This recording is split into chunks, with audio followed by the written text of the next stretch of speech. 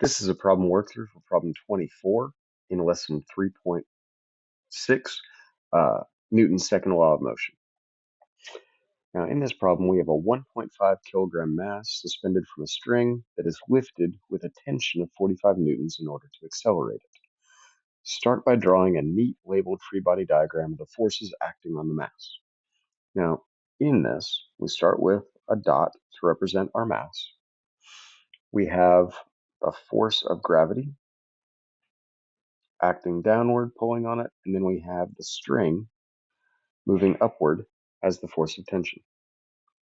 Now that is everything that we know, and we can actually go ahead and even quantify that the force of tension is going to be 45 newtons.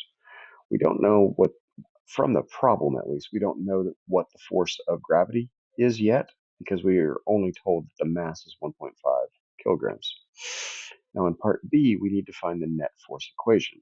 So we have a force of tension lifting upward against the force of gravity. So let's go back and actually find what the weight of this mass is.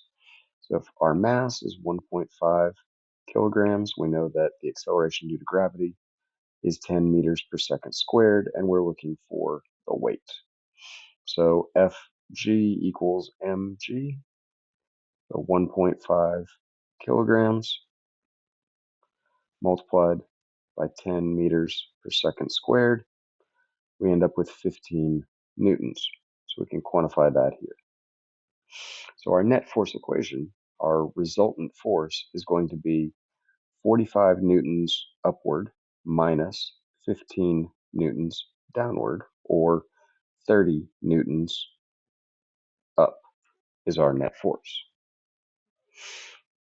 Now the acceleration on this mass, we know Newton's second law, force equals mass times acceleration. So we know that the resultant force is 30 newtons. We know that the mass is 1.5 kilograms, and the acceleration is our unknown.